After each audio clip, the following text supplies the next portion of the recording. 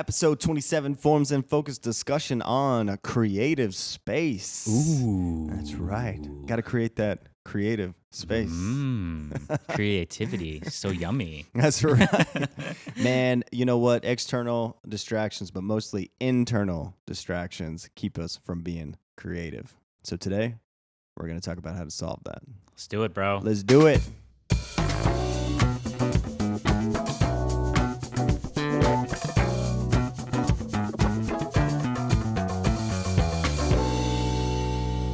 Jonathan Noel. And I'm Brian Noel. This is Forms and Focus, where we provide guided forms that manifest radical focus. Where we want you to be focused as boy. Dude, that's gonna pan left and right. It's gonna sound be dope. so good. Wow. Especially with these new filters we got on these mics. Ooh. For those watching, new pop filters. Yeah. Upgrade. Uh-oh. You know, in the last episode, we were just talking about investing in ourselves. Hey, that's right. And we did upgrading our equipment. We invested in some pop filters. $15 at a time. That's right. Even though like 10 years ago, they were probably $2. Inflation. Yep. That's indifferent. All right, so here's the biggest problem. For a second, we're going to talk about some introspective work. Yep. But we got to get the mind right, and we got to get the space right to be creative. So we're going to talk a little bit about both. But the number one problem is people just immediately assume I am not creative. Yep. And I'm guilty of that. Yeah. I've been there. And it's not true. Totally not true. It is a lie. 100% it's a lie. It's probably the monkey brain, which we've talked about. Yep. The amygdala telling doubts. You to stay safe. Stay safe. Don't try that. Don't try it. It's too new. It's too different. You're going to fail. Yeah, fail. You suck. Yep. You're worthless. Yep. Totally not true. Not true. You are none of those things. So. So what keeps us from being creative, bro? First thing, environmental distractions. So this is an article from TeamStage. Yeah. Workplace distractions to statistics, problems and solutions, which we quoted in the last one, I think. That's right. It takes 23 minutes and 15 seconds on average to fully recover focus from a distraction. So that's the time, switch, cost. Yeah. And it costs you time to Big switch. Time. Last episode, we talked about grind space. When you're grinding, like, I need to do these 30 things. Yep. If you get distracted, you can easily pull out of that and then go back into it. Even though you shouldn't, you'll get less done. But you're like, I've got to do these 30 things. So 1, 2, 3, 4, 5, get distracted. Then 6, 7, 8, then you probably don't accomplish the rest of them. But creative, when you're trying to do something creative and you need to think and you need to really focus, if someone distracts you, it takes you almost 25 minutes to get back in that zone or that flow, as the cool kids call it. Ooh, you don't want to lose the flow state. You don't.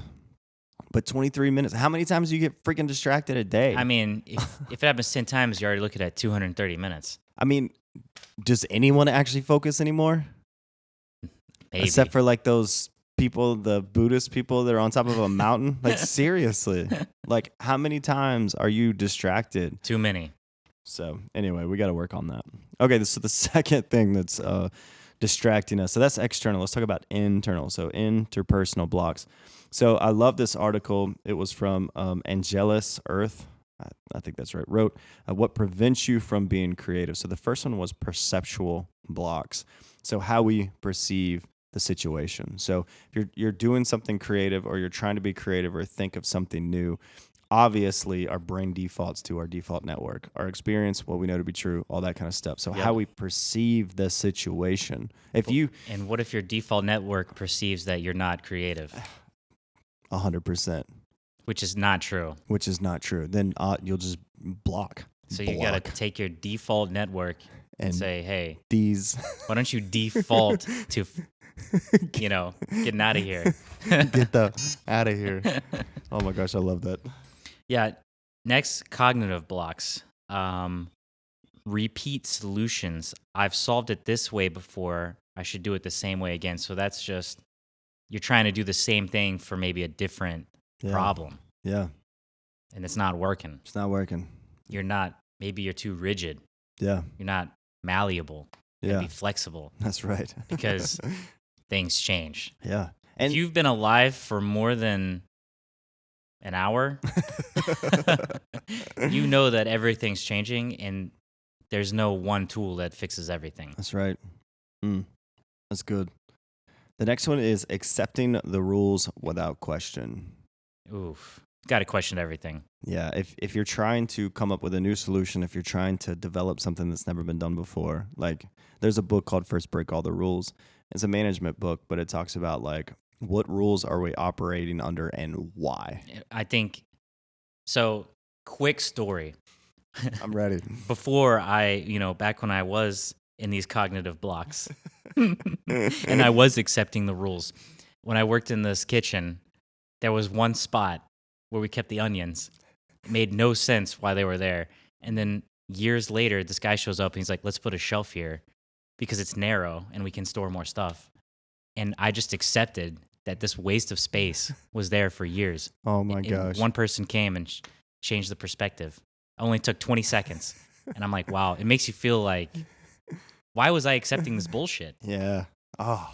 Anyway, probably cut that out. No, we shouldn't cut that out. Like that's deep though. But like, it's so how true. much bullshit are we accepting just because we're not questioning why do you do it this way or what could you do to make this better? That's why I feel about like big companies when they've been doing things for so long and it makes no sense. You've got the old timers, which according to some people, young people, I'm an old timer, but whatever.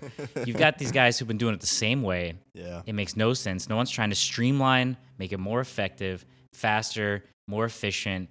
And you've just got these ridiculous bogged down rules. That's why I work in insurance. I'm ripping on insurance right now. It makes no sense. Yeah. You're slowing down the workflow because someone else did it before them and someone else did it before them. It's all bullshit. Yeah. You need a new perspective. God, that's good. Anyway. Oh my gosh. Rant status. I love that. Oh, next you had emotional blocks. This is a good one, bro. Ooh, fear of failure, thinking we are not creative. I think most of us can relate to fear of failure. Didn't we talk about that was like one of the top 5 fears? It is one of the number one fears, fear of failure. It makes sense. Yeah. I mean, gosh, being made fun of, told that you're worthless. But honestly, the great thing about TikTok, the only good thing about TikTok and seeing all this like cringe and these people putting themselves out there, they're doing it, is that there's literally no shame in the world anymore. Yeah. I don't even know what you can do to be like.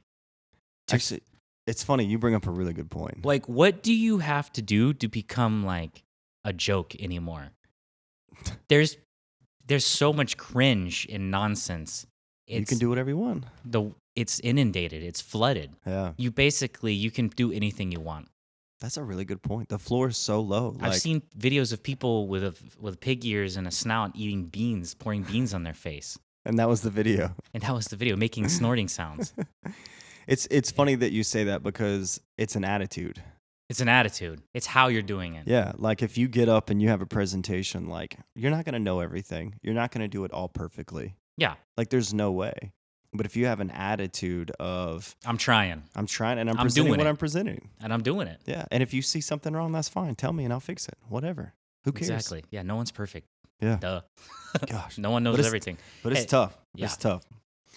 So the last one before we get into the next thing here is cultural blocks. So like I can't do this because I lack education, or I can't do this because I distrust the environment or the people around me. So like I don't want to operate, I don't want to be creative, or I don't want to give, or I don't want to pull in this environment because it might not be cool. Yeah, it might not be cool. Socially, or my status within my friend group or my family. They might reject me if I care about this. Yes. Yeah, a lot of cultural. Yeah, you're exactly right. There's a lot of cultural things that. And that's tough. Yeah. Because like that's like trying to push. That's like that pushing against like the tribe kind of. Yeah. Where you want to be accepted, but yeah.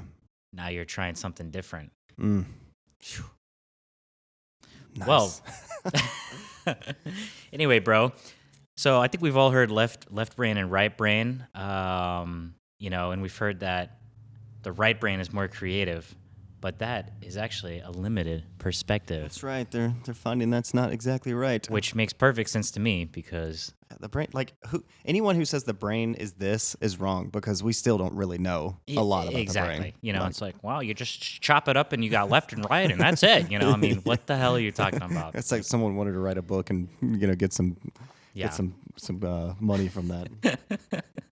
So it's like left scam and right scam. Yeah. Oh, that's amazing. So we're reading this article. It's a National Science Foundation article. Where in the brain does creativity come from? And they actually studied jazz musicians, which is cool because we're both musicians, but not jazz musicians. Yeah, like that's a whole nother level. And go check out this article. It's pretty cool. But I'm gonna quote the article. So hang with me here for a second. Creativity is, in fact, driven primarily by the right hemisphere in musicians who are comparatively inexperienced at improvisation. So for jazz, improvisation is just like you're playing some chords and you're playing to those chords. You're improving. Yeah, noodling's a good word.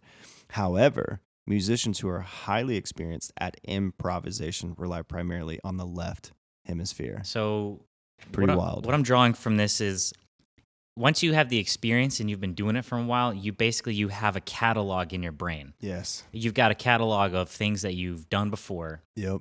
That you know. Yep. Like this is in the key of B minor. Yep. My favorite key, apparently. And the key to your musical heart. Yeah, and if it's jazz, the key doesn't really matter anyway because you're just playing chromatic scales. Yeah. It's all whatever. It's just going. Yeah. But you have the experience, so you draw from the left side of the brain. Yeah, yeah, and it just goes to show, like, hopefully for people, the audience of this podcast is for people who are pursuing their dreams, whatever it is, launching a business, launching a nonprofit, creating a new product, whatever it is. And so when you do that, you end up doing a lot of new things. You got to create a business. You got to make a website. You got to do social ads. You got to build all this kind of stuff. You got a brand strategy. You got to have social strategy. You got to figure out your stuff with the IRS. You got to figure out your financial stuff. You got to do your pro formas. It never ends. It never ends. There's just stuff and stuff and stuff and stuff. So you're doing a lot of new things. So first of all, the perception of I'm not creative. All those are like some of those things are creative things. Those are just exactly because they're new for you. Right? You're having to. So again, we'll talk about working with peers and collaboration, all that kind of stuff in the next couple of episodes. But you're doing a lot of new things that your brain's never done before. So first of all, you got to tell yourself, I'm creative. You just have to know that when you're doing it for the first time, it's different parts of your brain. Exactly. But as you continue doing it, it builds out those muscles. I'm not going to feel creative using Adobe for the very first time. Yeah. I'm going to feel like I want to creatively smash my monitor. Because I can't find the YouTube video that tells me how to, modify the footage, interpret the footage differently so it looks good. Yeah. So, oh my gosh. I love that. But yeah, the other thing I think, another last point I want to make is all these walls we're putting on ourselves. Yes. I can't do this, I can't do that for this reason and that reason. It almost gets to the point where you've put so many walls up for so many years in your life for some people that you're basically you've already created your own mental prison. Yeah. You've already decided you can't do it before you even started. Why? How can I do this? There's no way because I'm this and this and this and this, or I'm that and that. You've just put one wall after the other. I can't do it because I'm not creative. I'm not smart. I don't know anything about this. I don't know anything about that. That's tragic. It's brutal. But I'm going to tell you the secret. Everything sucks at first. Yeah. Like learning Adobe was a nightmare. Yep. Learning guitar, I hated it. I mean, I love playing now. But those first couple of years, honestly, I despised it. Honestly, I really was not into it. Yeah. Everything new sucks. Yeah, it's hard. Because you're just like jamming your brain into learning it. You got to force it into that spot. That's anyway, good, bro. Oh my gosh. So we're talking about taking all this stuff, right? This mental stuff, this external stuff, and we want to be intentional, right? We talk about habits, we talk about all this kind of stuff. We want to be intentional. So one piece to help you be creative, to break through some of these barriers, is to have a designated creative space. Yep. Where you can perform these creative tasks and they inspire you. It's a place that inspires you. So what are some things we can do, bro? Yeah, bro. This was HBR article, Train Your Brain to Become More Creative is the article. The more we learn about the workings of our gray matter, the better we can train it, control it, and make it do what we want. I like that. Makes sense. We talked about conflict, and we were like, you want to be in control in a conflict situation, or do you want to be controlled? Yep. So same with this environment. Do you want to control that brain, that gray matter? That's right. Or do you want to be controlled by it? Do you want to be creative and intentional? Or do you want your brain to just say, hey, you're just going to be nervous and responsive all day? Yep. Fuck that. Create an attitude that gives you permission to be creative. So the first thing you have to do, even if you don't believe it. So did you know that if you're depressed and you force a smile, the muscles in your face tell your brain that you're happy because you're smiling, so then you become more happy? That's crazy. Know that. So when you wake up and say, I'm creative, and when the monkey brain says, no, you're not, you can be like, yes, I am. Bitch. Yes, I am. But you gotta create space to have that attitude. I like that you have to give yourself permission. That makes perfect sense because I've been there where I'm like, I'm not creative with music. Yes. And you tell yourself, I can't write songs, I can't do this, and yada yada yada. You put the walls up. Yeah. I've been there. Nowadays 100%. I say fuck that. Yeah. I don't deal with walls anymore. I just let it happen. I like that. But you have to let yourself be creative. And sometimes you have to be like, look at kids. Yeah. They're creative because they literally don't care. Yeah. They don't even know. They don't have the walls. They don't know that they don't know that society's telling them that they're not creative. Yeah. Yet. Yeah. And so they'll draw, weird little creatures and stuff on paper. They don't care. Yeah. Whatever. They'll build things out of sand and sticks. Big time. Doesn't You just matter. got to give yourself permission, basically, almost to be a kid sometimes. Yeah, and as a parent, and have no judgments. Like, for one. First of all, okay, so parent rant. Parent rant. So first of all, you need to give yourself like permission to be creative, and you need to stop like telling your kids not to be creative. Oh yeah. Stop micromanaging that shit. Yeah. Just because you're unhappy and believe you can't be creative doesn't mean you should micromanage your kids' creativity. That's probably where it all comes from. Yes. So stop the cycle. Stop the cycle, please. Be creative. Give yourself permission. Like blast through those walls and let yourself be a kid. Let yourself be a kid. Honestly, I think a big part of being creative is the no judgment for yourself. Yes. Okay, if I start learning how to draw for the first time, bro, right now, how good do you think it's going to be? It's going to be probably not very good compared to someone who's been drawing for a long time. Exactly. You're never going to be as good as the person who's been doing it for 50 years, so why are you comparing yourself to them? Yeah. Gosh. You know what? When you look on social, don't look at the billionaire and be like, oh, I'm not that, so I can't accomplish anything. To your point, look at the person eating beans with the pig nose on. Yeah. All right, bro. What do we got? Creative space free from distractions. Well, here we are back with no distractions. Yes. So you want to get anything done, creative or not, less distractions is better. Yeah. But I do find the creative space is different. It's different. Let's talk about that, bro. Yeah, so it's add in the space inspirational attributes that inspire you to be creative. So in this space, you want it to be more fluid. You want it to have things that are inspirational, whether that's like different magazines of like, that features things that from people that you respect, whether it's like whatever, maybe books, Post-it if you're into notes. poetry. Yeah, books. Whatever gets you, whatever your thing is. Yeah. Just have it right there. If you're still making macaroni posters, get like boxes of pasta around you. Oh, hell yeah. The food that feeds you. And macaroni, do it. Whatever it takes. Whatever. Honestly, I'm not judging. Yeah.